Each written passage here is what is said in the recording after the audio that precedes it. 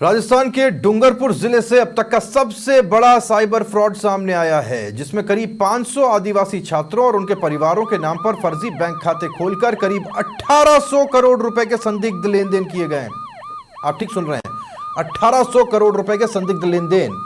इस संबंध में छात्रों ने सांसद राजकुमार रोत को ज्ञापन सौंपा, जिसके बाद उन्होंने केंद्रीय वित्त मंत्री और पुलिस महानिदेशक को पत्र लिखकर उच्च स्तरीय जांच और दोषी बैंक कर्मियों पर कार्रवाई की मांग की। आरोप है कि कुछ बैंकों के कर्मचारियों ने साइबर ठगों से मिलीभगत कर यह घोटाला किया है।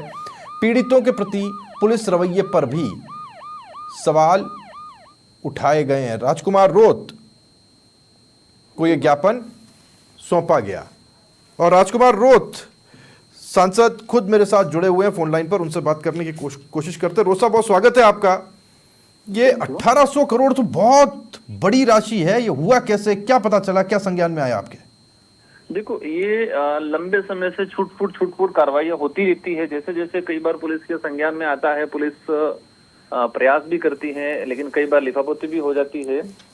ये मेरे पास कुछ छात्रों मेरे पास आए और उन्होंने बताया कि आज से 2-3 साल पूर्व बैंक कर्मी द्वारा कॉलेज के अंदर जाके, कॉलेज में अब डूंगरपुर एसबीबी जो गवर्नमेंट कॉलेज है, जहाँ पर 7,500 बच्चे रेगुलर पढ़ते हैं और नॉन कॉलेज मिला के 15,000 के स्ट्रेंथ है। तो इतना बड़ा कॉलेज परिसर में जाके उस बैंक कर्मी जो संविदा पे जो भी लगा था, उसने जाके बताया कि बैंक नई बैंक खुली है, कॉलेज के पास में है, आपको ये सुविधा दी जाएगी, बैंक के द्वारा आपको लोन दिया जाएगा।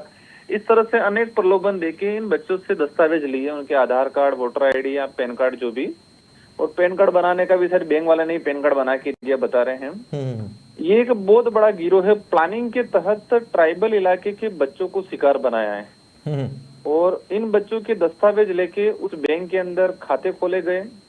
इन बच्चों से दस्तावेज लेके ही दूसरी जगह अटेस्टेड शुदा दस्तावेज ले लिए थे, तो सिम भी ली गई। तो बच्चों के खाते खोल के उनकी ही सिम, नई सिम लेके उसमें अटैच करके, और ये अकाउंट है बाहर बेचे गए हैं। और इन अकाउंटों के अंदर मैक्सिमम मतलब कहे कि औसतन 60 से 70 लाख रुपया एक अकाउंट के अंदर पैसा आया, बच्चों का जो कहना है, और कुछ बच्चों ने स्टेटमेंट भी निकलवाए।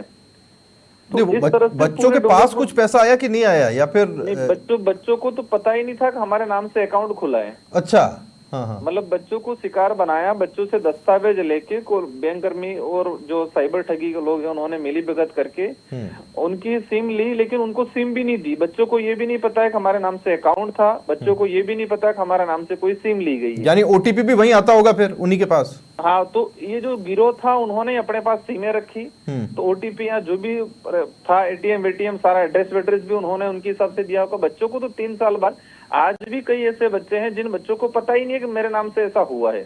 जैसे जैसे कोई शिकायत कर रहा है, पुलिस में परिवार दर्ज हो रहा है, पुलिस तफ्तीश कर रही है, ऐसे ऐसे बच्चों को पता चल रहा है कि हमारे सामने ऐसा हुआ है। तो ये एक बहुत बड़ा गिरोह काम कर रहा है और ये 1800 करोड़ के आसपास का घोटाला है। 400 से 500 बच्चों को शिकार बनाया गया है। ओह, ये हो सकता है और भी बच्चे निकले कि एक लगा कि एक बड़े प्लानिंग से के साथ 4-5 साल से आदिवासी बाहुल्य क्षेत्र के अंदर गरीब परिवार के जो बच्चे आते हैं उनके साथ ये फ्रॉड किया गया है, ताकि इस इलाके को कोई ध्यान भी नहीं देता है। अब पुलिस क्या करती है, तो जिनके खाते में गया उनको मुलजिम समझ रही है पुलिस आज तो। कोई ध्यान देता नहीं देता है, पर हम देते हैं और हम देंगे। बिल्कुल, और ये ध्यान देने वाली चीज बहुत देंगे। हाँ, बहुत गंभीर विषय है रोज साहब। ये 1800 करोड़ उन बच्चों के अकाउंट के साथ खिलवाड़ हो रहा था जिन बच्चों के पास, क्योंकि रोज साहब अपन जानते हैं उस इलाके के अंदर बच्चों के पास स्कूल तक पहुंचने के कई बार पैसे नहीं होते। बिल्कुल बिल्कुल ना, वो 1800 करोड़ का ये जो गड़बड़ झाला हुआ है, 80 लाख 70 लाख रुपया फ्रॉड किया गया और बच्चों को पता ही नहीं है। जब पुलिस के थ्रू जा रहा है कोई तो पता चल रहा है बच्चों को, फिर दोस्तों तो पता चला कि मेरे भी दस्तावेज ले गए थे, बच्चा जाके चेक कर रहा है कि मेरे दस्तावेज को भी ऐसे यूज तो नहीं किया, तो पता चल रहा है ये। तो इसमें बैंक कर्मी भी कई इन्वॉल्व हैं ऐसा लग रहा है, क्योंकि बैंक कर्मी खुद गए थे वहाँ कॉलेज के अंदर परिसर में दस्तावेज लेने के लिए। और ये भी जानकारी में आ रहा है कि जो मुख्य जो गिरोह है वो है यहाँ का आसपास का, लेकिन वो विदेश में शिफ्ट है और वहां से पूरा गिरोह चलाते हैं ये। आपने इस बारे में किसी पुलिस अधिकारी से बात की या उन तक मेरी जो संबंधित जो आईओ अधिकारी हैं उनसे मेरी बात हुई। उन्होंने भी कहा कि ये बहुत बड़ा गिरोह है, उसके तहत तक जा रहे हैं। लेकिन अभी तक जब तक स्टेट लेवल के जो अधिकारी इसमें इन्वॉल्व होके एक टीम बना के रिसर्च नहीं करके उसका खंगाल नहीं करेंगे तो मुख्य गिरोह कभी हाथ में नहीं आएगा, क्योंकि वो विदेश से ऑपरेट हो रहा है, ये जानकारी आई है। ठीक है। और जो बैंक कर्मी था वो भी फरार है, जो सिम देने वाला जो था वो भी फरार है। तो सारे मुख्य जो आरोपी थे वो सारे फरार हैं।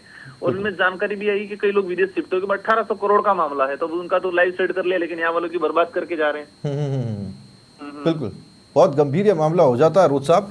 अच्छा, फिर आपकी जयपुर में पुलिस के आला अधिकारियों से कोई बात हुई है कि इस मामले को किस तरह से आप आगे प्रस्तुत करने वाले? डीजी साहब से कांटेक्ट करने का आज किया था, लेकिन अभी संपर्क नहीं हो पाया है। मैंने हालांकि उनको मेरा जो पत्र है वो उनको मेल कर दिया है, और मैं प्रयास करूंगा कि मैं स्वयं व्यक्तिगत मिलूंगा और कुछ बच्चे जो है उनको भी साथ लेके जाके मिलूंगा, क्योंकि बच्चों को अब पता चला कि हमारे नाम से 3 साल पहले खाता खुला है और उनके खाते से 1-1 करोड़ रुपया, 1.5 करोड़ रुपया का फ्रॉड हुआ है। बिल्कुल रोज साहब, बहुत धन्यवाद आपका हमसे बात करने के लिए। राजकुमार रोत, बीएपी सांसद, बीएपी सुप्रीमो हमारे साथ जुड़े, और राजकुमार रोत साहब ये पूरी जानकारी जो दे रहे थे वो उनके पास उन बच्चों के माध्यम से आई, जैसा कि रोत साहब बता रहे थे। एक्सक्लूसिव खबर है समाचार प्लस पर, आप देख पा रहे हैं।